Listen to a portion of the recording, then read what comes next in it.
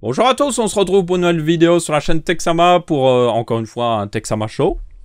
C'est le je ne sais plus combien, pas d'importance. Dans tous les cas, on est à la sortie de Ryzen. Bonjour à tous, on se retrouve pour un nouveau Texama Show, le je ne sais plus combien, comme d'habitude, pas d'importance. Normalement, la vidéo sur Ryzen 7 sera sortie. Un mini-test très rapide où je parle un petit peu de l'architecture aussi. Je parle aussi de certaines choses qui sont assez intéressantes par rapport à Ryzen, outre juste combien de FPS il fait dans ce jeu, parce qu'il y a des choses plus intéressantes, je pense, derrière. Dans tous les cas, cette semaine-ci, Ryzen 5 est sorti. Donc vous avez énormément de reviews disponibles dans toutes les langues imaginables. Je vous mettrai le lien comme d'habitude. Personnellement, je suis le plus intéressé par la review de hardware.fr. Donc, on va vite fait regarder un petit peu ce qu'il donne et tout ça. Je vous conseille de lire la review de hardware.fr, surtout si vous comptez les acheter. Ça vous donnera pas mal de bonnes informations. Donc, on a 4 nouveaux processeurs dans la famille Ryzen 5. Donc, les Ryzen 5 sont des processeurs un petit peu moins haut de gamme que les Ryzen 7. Donc, vous avez d'abord le Ryzen 5 1600X, qui est un peu le haut du milieu de gamme en quelque sorte, qui est un 6 cœurs 12 threads à 3,6 GHz. Il peut aller en turbo jusqu'à 4,1 avec le XFR. Donc le XFR c'est sur les cartes mères en X370 seulement, donc je tiens à le préciser. Ou sinon c'est 4 GHz sans le XFR. Il a un TDP de 95 watts, ce qui est assez raisonnable. Et ensuite, on a le Ryzen 5 1600, qui est le petit frère en quelque sorte du 1600X, donc 6 cœurs 12 threads aussi, mais 3,2 GHz par contre. Par contre, il turbo assez haut quand même à 3,7 GHz avec le XFR, qui normalement ne devrait pas profiter, il me semble. C'est seulement les X, il me semble, qui profitent. Bon, en tout cas, il va jusqu'à 3600 de base. Un TDP plus bas de 65 watts, ce qui est normal, parce qu'il la fréquence est moins haute. Il faut savoir que c'est énormément la fréquence qui pour atteindre de hautes fréquences sur Ryzen, il faut augmenter le V-core, qui est le voltage du processeur, et c'est ça qui augmente le plus la consommation sur Ryzen. Donc juste passer de 3,6 à 3,2 vous fait économiser pas mal d'énergie consommée. Ensuite, on a le Ryzen 5 1500X 4 cœurs 8 threads, qui est un peu un i7 en quelque sorte, à 3,5 GHz. Et puis le Ryzen 5 1400, qui, je ne sais pas pourquoi il s'appelle 1400, ça doit être 1500, mais bon, qui est encore une fois un 4 cœurs 8 threads à 3,2 GHz. Je n'ai pas dit les turbos, mais c'est pas hyper important.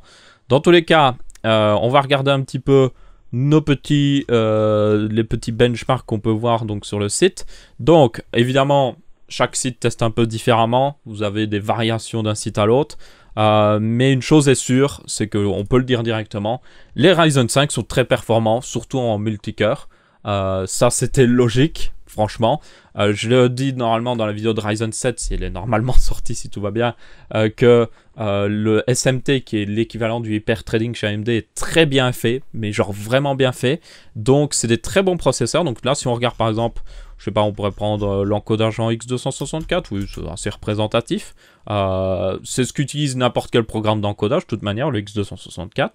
Donc si on prend par exemple le Ryzen 1600X, vous pouvez voir que il est juste, mais vraiment, alors voilà, il est juste devant le i7 7700K, donc 14% de différence ici. Le i7 7700K évidemment profite d'une fréquence beaucoup plus haute, et c'est techniquement le processeur le plus avancé chez Intel actuellement, vu que les gros processeurs haut de gamme chez Intel sont une génération en retard, même 2 générations en retard actuellement.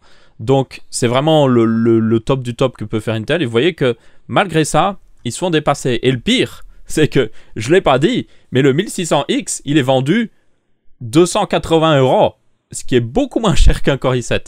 Et le 1600, le Ryzen 5 1600, que vous pouvez voir ici, qui est juste derrière et qui arrive encore une fois à battre le i7 7700K, 7% dans les dents, coûte 250 €. 250 €. Je ne sais pas s'il y en a qui se rendent compte. 250 €, c'est le prix d'un i5. Même pas le i5 haut de gamme. Je parle d'un i5 bloqué, non overclockable, à 3,2 GHz pour 250 €. Et vous avez un processeur 6 cœurs, 12 threads à 3,2 GHz de base, overclockable sur une carte mère qui coûte à peine 100 € pour le même prix. Et encore, si vous poussez la comparaison un petit peu plus loin, vous pouvez, pour le prix d'un Core i7 7700K, prendre le Ryzen 5 1600 et une carte mère et l'overclocker. Alors, par contre, il faut préciser c'est que le Ryzen 5 1600X n'a pas de refroidissement fourni de base, donc il faudra en acheter un. Ça rajoute du prix. Donc par contre, ces trois-là sont fournis avec un refroidissement de base, qui n'est pas le plus gros des refroidissements chez AMD. C'est pas celui avec la LED RGB. C'est un peu plus petit, qui ne vous permettra pas de faire des méga overclocking, on va être très honnête, mais qui permet de réduire le coût, et ils sont silencieux en fait, contrairement à des fois le radiateur Intel qui peut faire assez bien de bruit. Mais bon, il n'est pas non plus extrêmement performant comme je l'ai dit chez AMD, juste assez bien optimisé. Par contre, il prend un petit peu plus de place, donc si vous faites une config assez réduite en taille, ça peut poser un problème si vous êtes dans cette optique-là. Mais je pense que c'est assez spécifique comme situation. Dans tous les cas, ça c'était en applicatif, pour aller voir les autres tests applicatifs, et vous verrez que, oui, ça se confirme. Un processeur 6 cœurs se débrouille mieux qu'un processeur 4 cœurs, oui, voilà. Par contre, c'est là que les gens vont commencer à dire « Oui, mais en jeu, oui, en jeu, ok, allons voir. » Justement, c'est ça qui est le plus intéressant selon moi. Donc on a pas mal de jeux, donc encore une fois, je tiens à préciser, mais tous les jeux qui sont testés actuellement sont sortis avant la sortie de Ryzen. Donc les jeux qui sortiront dans le futur seront de mieux en mieux optimisés pour Ryzen. Il faut tenir compte de ça. Ça va pas être des méga optimisations, mais ça va être quand même des optimisations qu'il faut tenir compte. Donc, regardons tout de suite. Ce qui m'intéresse selon moi le plus, c'est le 1600. Je vais le dire clairement, le Ryzen 5 1600 est le plus intéressant. 250 €, 6 cœurs, 12 threads, overclockable, et littéralement, à sa gamme de prix, il n'y a aucun autre processeur Intel overclockable. Enfin, vous en avez, mais c'est des Core i3 et tout ça, c'est pas...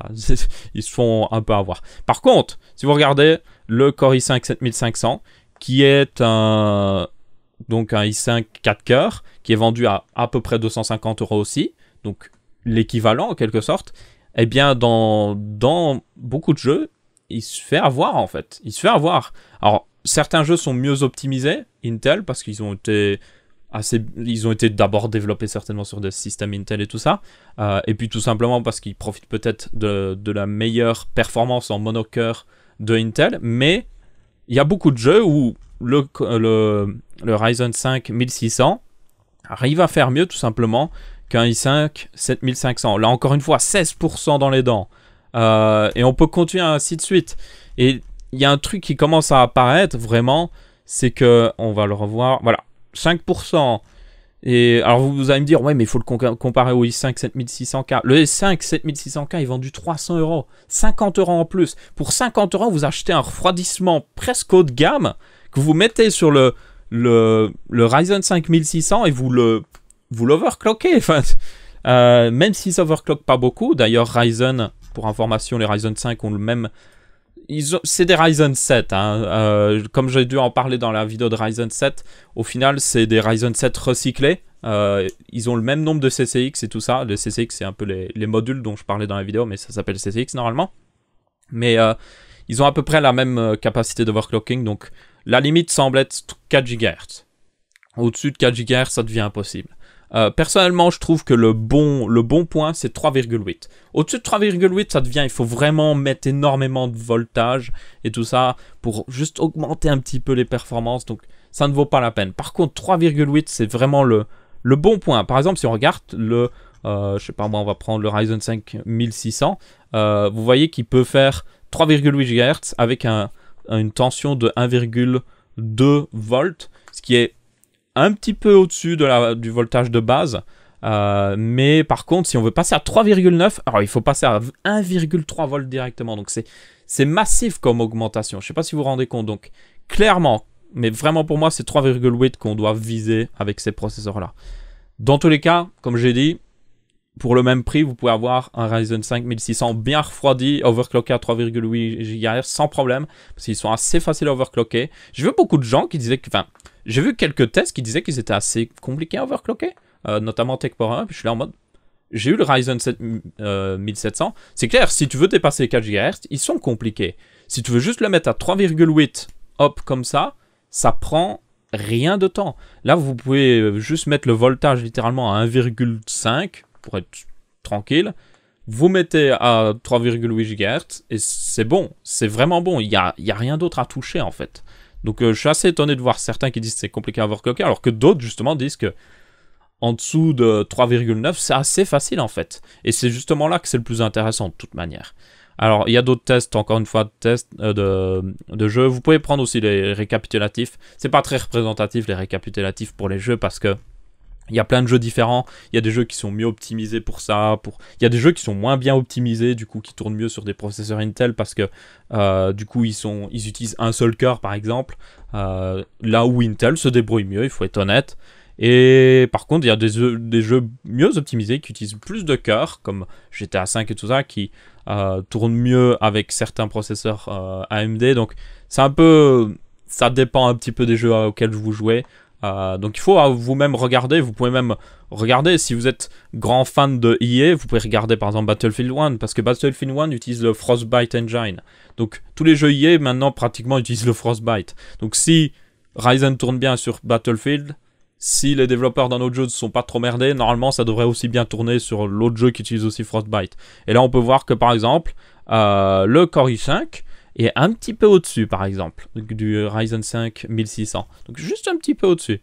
Ce qui est une preuve que le Core i5, tout simplement, a des meilleures performances en monocœur, tout simplement.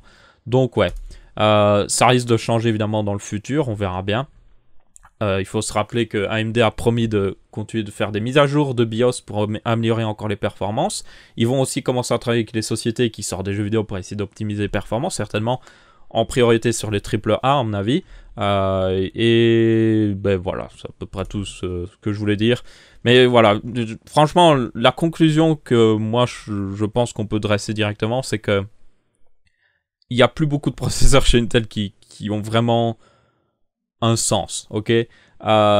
Pourquoi prendre un Core i5 bloqué en overclocking qui coûte le même prix qu'un processeur Seeker qui s'overclock, qui a des meilleures performances en moyenne dans les jeux? Alors, il y a quand même une astérisque à mettre, je pense. Si vous êtes quelqu'un qui arrive, vous revenez du travail, vous lancez le PC pour jouer, vous fermez le PC après avoir joué, vous faites rien d'autre, un Core i5 a encore de la valeur, ok? On va être honnête. Par contre, vous faites juste un petit peu autre chose. Même juste, vous êtes du genre à faire tourner plein de trucs en même temps. Vous avez le navigateur, vous avez ci, vous avez ça. Honnêtement, je ne vois plus l'intérêt d'un Core i5, parce que les Core i5 sont vraiment... vous vous fixez, vous vous mettez dans une plateforme qui est déjà morte, parce que dans 2 ans, Intel sort un nouveau socket, et puis au revoir. Tu veux upgrade? Non, tu peux pas upgrade. Tu restes avec ce système jusqu'à quand qu'il meurt, c'est tout. Et à côté de ça, vous avez la plateforme AMD qui est en mode... non, le socket AM4 est là pour durer. Et vous pouvez juste racheter un processeur d'ici 3 ans, faire une mise à jour du BIOS, évidemment, et hop, vous êtes reparti. Et c'est juste, je ne vois vraiment plus beaucoup d'intérêt à prendre un Core i5 bloqué en tout cas. Le Core i5 7600K a encore un intérêt, surtout si vous êtes un gros joueur et que vous avez les capacités de l'overclocker, il y a encore un intérêt. Parce que pour le prix de ce Core i5 plus un bon refroidissement, genre juste un Be Quiet Pure Rock qui coûte une 30aine d'euros, vous êtes encore en dessous d'un i7 et vous aurez des meilleures performances que le i7 dans les jeux. Par contre, oui, clairement, franchement, si vous faites de la création de vidéos et tout ça, un Ryzen 5 1600 ou voire le 1600X, avec un bon refroidissement évidemment, parce qu'il n'est pas fourni avec, ça a tellement d'intérêt. Le Ryzen 5 1500X a aussi un petit peu d'intérêt. Je trouve qu'il a moins d'intérêt quand même. Le Ryzen 5 1400 aussi un petit peu moins d'intérêt. Il est quand même pas mal. C'est juste qu'ils ont un petit peu moins d'intérêt quand même. À voir aussi ce que ça donnera au niveau Ryzen 3, qui seront des 4 cœurs sans multithreading, donc juste 4 cœurs, qui seront au prix des i3, qui sont des 2 cœurs 4 threads. Donc qui sont pas vraiment des 4 cœurs en gros. Donc on verra bien ce que ça donnera, mais une chose est sûre, c'est que Intel va devoir se bouger les fesses. Ça, c'est sûr et certain. Si vous êtes fanboy Intel, juste vous dis une chose, c'est que réjouissez-vous. Ça va coûter moins cher et Intel va augmenter les performances. Ils sont obligés, là. C'est juste obligé.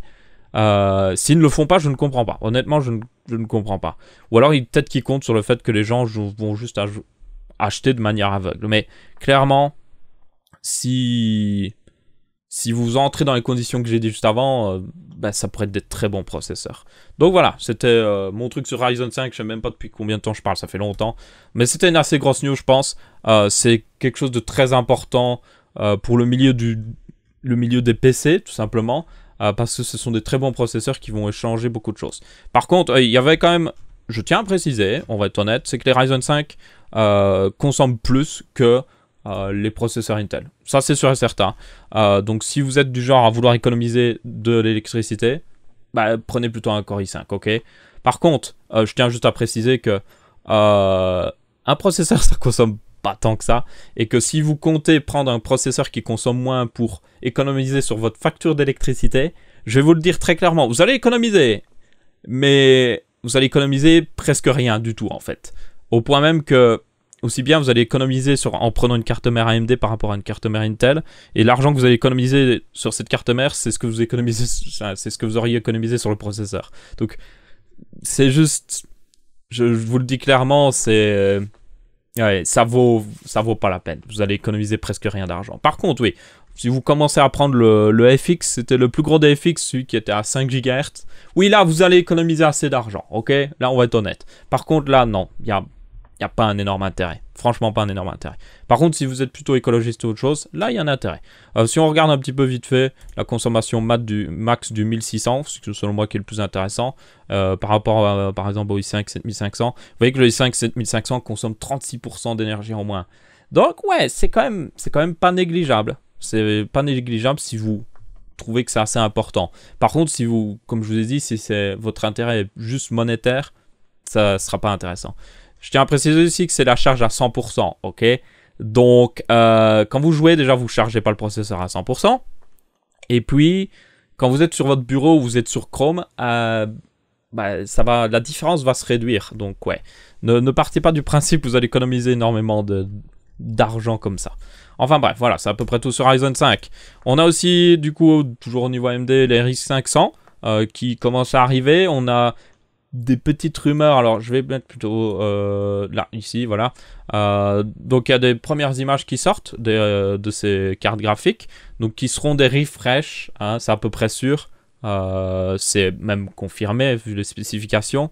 À voir jusqu'à où que ça a été refresh, si c'est juste, on remet juste un autre nom, ou si ils ont quand même modifié certaines choses. Comme je vous ai dit, pendant le cycle de vie des RX 480, ils ont réoptimiser le processus de gravure, ce qui a augmenté les performances des RX 480, et la plupart des tests ont été faits avec, évidemment, des cartes qui sont sorties à la sortie, donc c'est plus très représentatif, et je pense que, justement, un nouveau test sur les RX 580 va montrer que, oui, il y a eu des optimisations.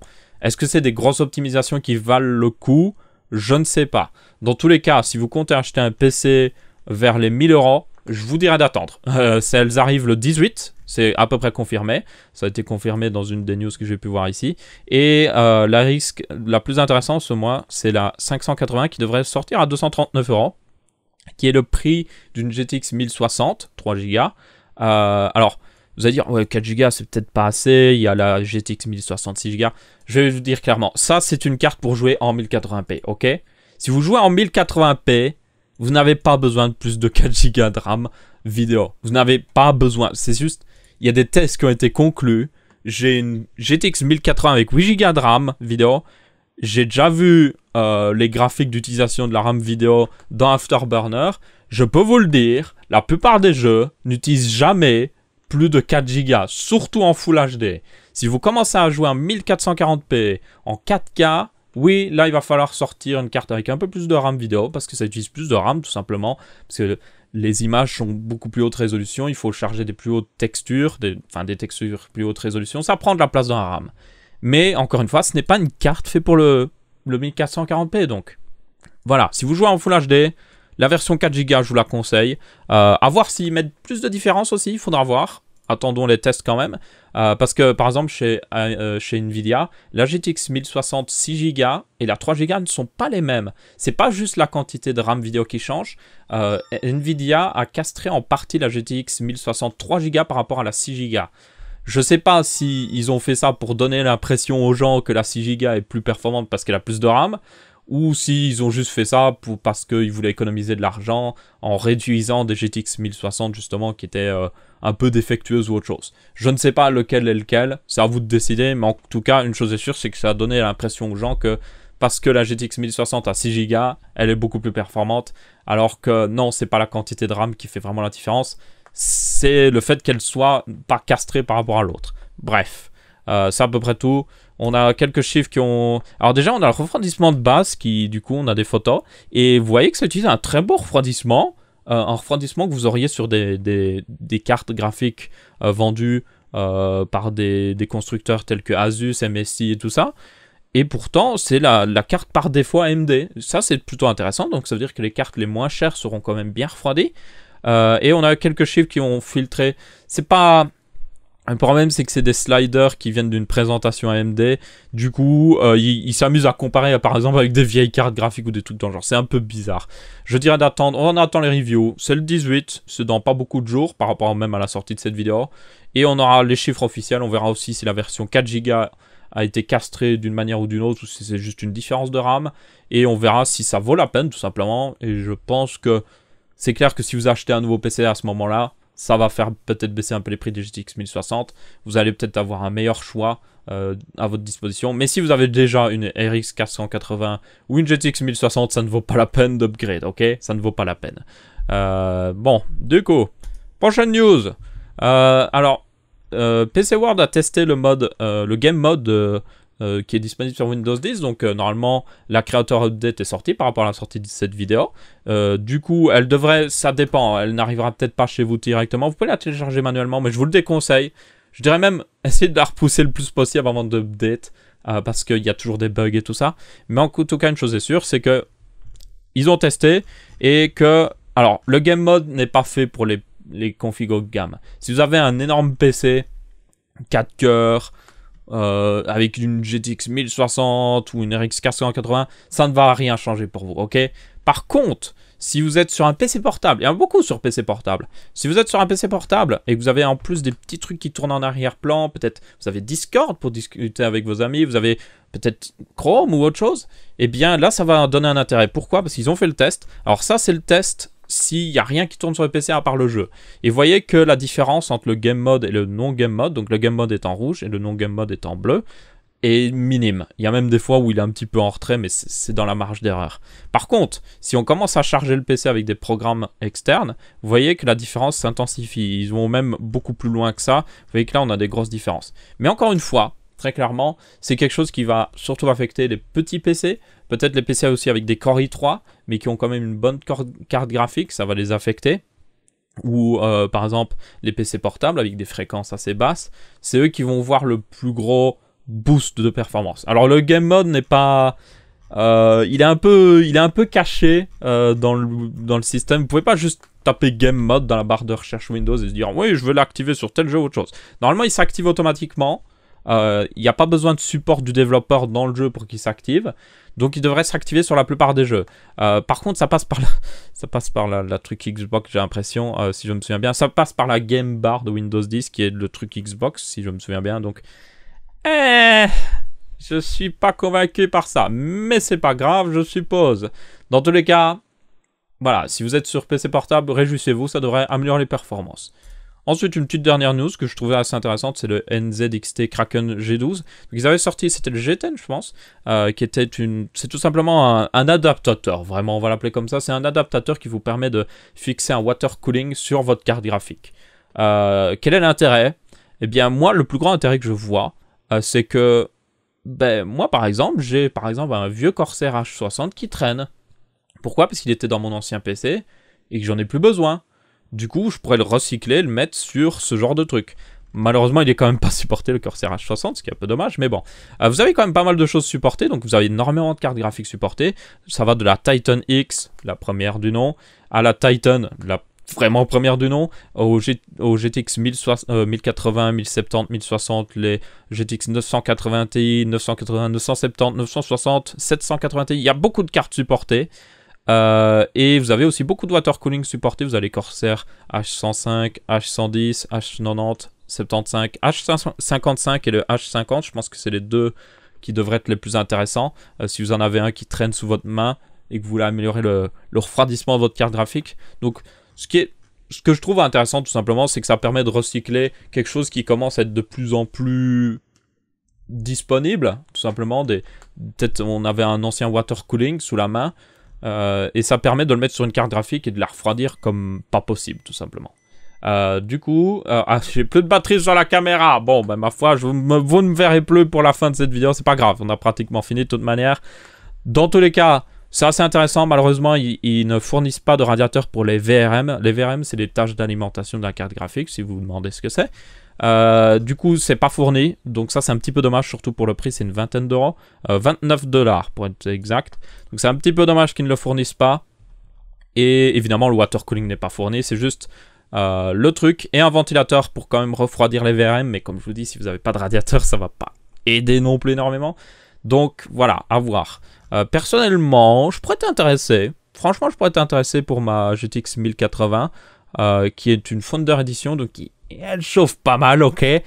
Donc je pourrais être intéressé de peut-être recycler justement un vieux water cooling et lui donner un boost de performance pas possible, parce que vous mettez même un Corsair H55 sur votre carte graphique, je vous le dis, elle dépasse pas les 50 degrés. Et 50 degrés, c'est très très bas pour une carte graphique, donc c'est assez exceptionnel. Mais évidemment, ça prend de la place, hein, vous devez vous en douter, vous avez vu la place que ça prend, ça va dépasser des 2 slots PCI Express. Vous avez le water cooling à fixer quelque part.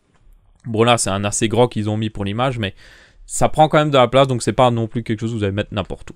Enfin bref, c'est je trouve une petite news intéressante pour ceux qui seraient dans le même cas que moi, et que moi je serais assez intéressé personnellement, parce que quand je suis en charge en jeu, la seule truc que j'entends, c'est la carte graphique. Donc voilà. Dans tous les cas, c'est à peu près tout pour ce Texama Show. Comme je l'ai dit, il était fait en avance parce que je ne suis pas là ce week-end. Donc s'il y a quelque chose qui arrivait vendredi, je ne l'aurais pas vu ni rien, ou samedi ou autre chose. Donc ce sera traité la semaine prochaine, tout simplement.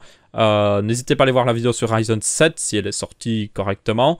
N'hésitez pas à laisser votre avis, que ce soit en pouce bleu, pouce rouge ou en commentaire. On se retrouve pour un prochain Texama Show. Oui, Texama Show. Et je vous dis salut à tous!